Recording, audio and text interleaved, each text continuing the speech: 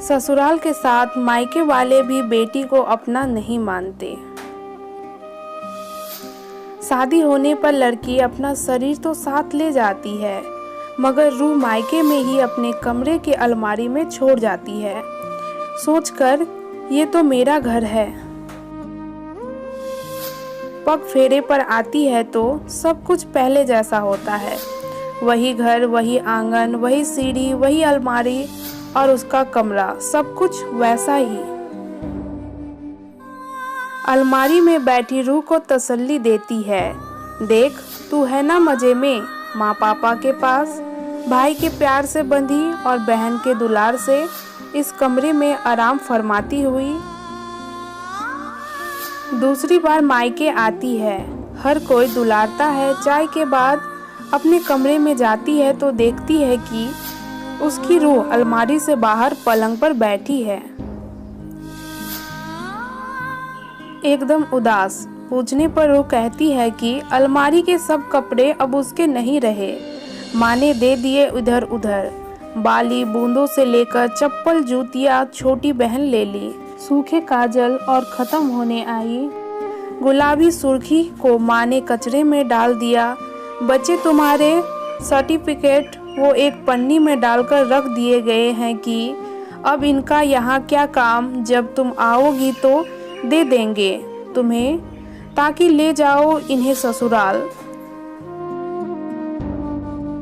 लड़की थोड़ा गुस्से में मगर आहिस्ता से कहती है, और मेरे सारे पोस्टर, वो तो तुम्हारी शादी की पुताई में ही हट गए थे, मगर शादी के धुन में तुम्हें कहाँ होश था। लड़की को ऐसा लगता है कि माँ बाबा सभी मिलकर उससे सौतेला बर्ताव कर रहे हैं। तभी पास बैठी रूह कहती है, देख फिक्र ना कर, ये कमरा तो तेरा आज भी है, तेरी रूह का बसेरा यही है। लड़की खुश हो जाती है, आंखों को बंद करके कोहिनी को दीवारें माथे पर बनाकर सो जाती है। 3 दिन अच्छे गुजरते हैं, फिर रूह को कमरे में ही छोड़ चली जाती है ससुराल। अब की बात 6 महीने बाद आती है। 8 घंटे देर से आई ट्रेन ने लड़की के लिए मायके के सफर को लंबा कर दिया होता है। घर पहुंचते ही माँ से चाय के लिए कहती है। सामान उठाए अपने कमरे में जा रही होती है, तभी माँ कहती है, गुड़िया यहीं छोटे कमरे में रख ले। लड़की तुरंत कहती है, क्यों माँ, वो भैया की पढ़ाई होती है, इसलिए उसे ऊपर तेरे ही कमरों में शिफ्ट कर दिया, आराम से पढ़ लेगा। लड़की वहीं सीढ़ियों पर खड़ी धक रह जाती है, फौरन ऊपर दौड़ती हुई जाती है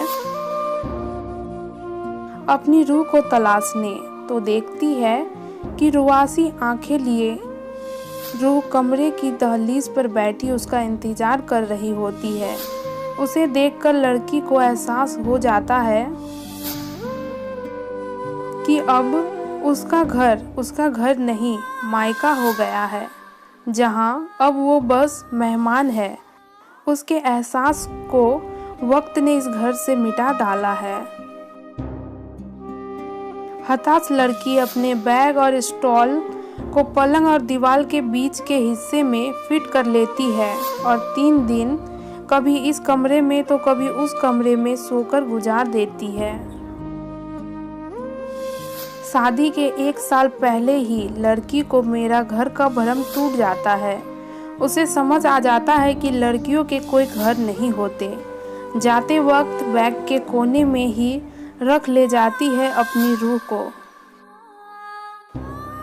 अब लड़की ससुराल में रहती है और 2 से 3 साल में ही मायके आती है। दोस्तों माफ़ करिए, आगे की कहानी नहीं लिख पा रही हूँ, यहीं विराम देती हूँ क्योंकि मेरे आंसू अब रोके रुक नहीं रहे। दोस्तों जिन्होंने इससे लिखा है उनका नाम मुझे नहीं मालूम, पर उन्होंने सचमुच इतनी अच्छी रचना, मैंने इसे जितने लोग भी सुनेंगे ज़रूर वो रो पड़ेंगे। तो फ्रेंड्स इसी के साथ मैं अपना वीडियो समाप्त करती हूँ। इस वीडियो को अगर अच्छा लगे तो दो सब प्लीज़ लिखिएगा।